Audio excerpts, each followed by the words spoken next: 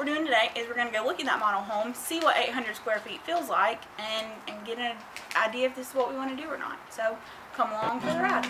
We are living in the consumer society just like you. We aren't farmers. We don't know anything about homesteading, chickens, goats, cows, or self-sufficiency. In 2013, we got fed up of swimming in debt, with more debt ahead of us, wondering what was in the meat we bought at the grocery store, and got increasingly worried about our future every time we flipped on the news channel.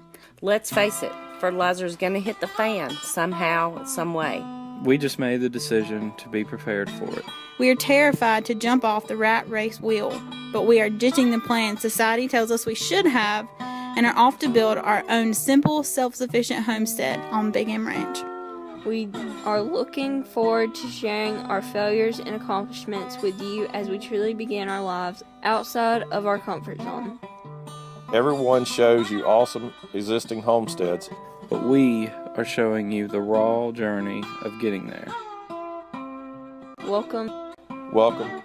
Welcome. Welcome. Welcome to the Big M Ranch.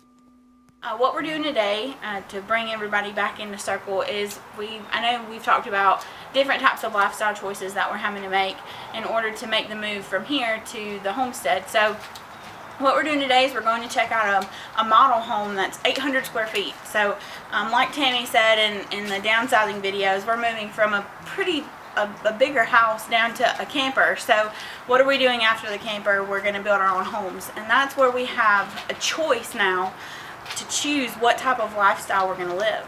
And so what we're doing today is we're going to go look at that model home, see what 800 square feet feels like, and get an idea if this is what we want to do or not. So come along for the ride.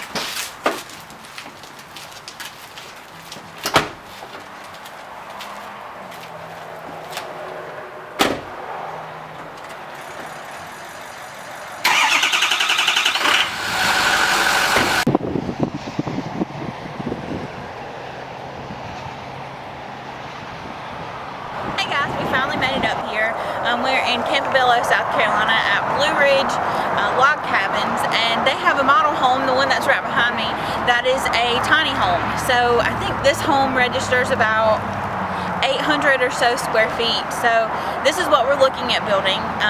Going tiny, but not so tiny as the trailers, but you don't really know how to get a feel for what less than 1,000 square feet feels like until you can go in it and move around and see what's going on. So this is what we found that we can do. Maybe you have model home centers close to you, and you can check out different model homes like this one behind us. I know it doesn't look like it's 800 square feet, but it's out of this world. So let's go on and check it out.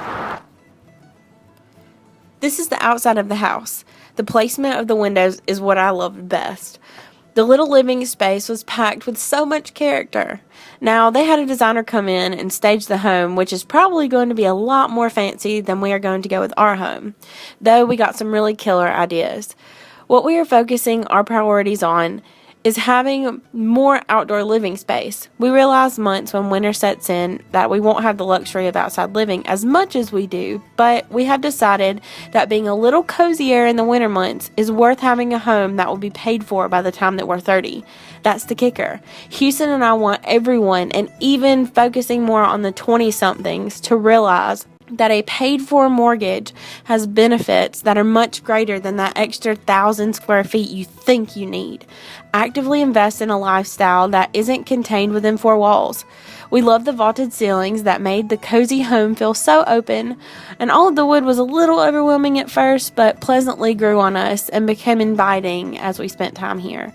The kitchen was actually quite large to be in a home of this size. Note the kitchen sink was almost $2,400. Remember to upcycle and reuse wherever you can. There's no way that we would pay that much for a sink.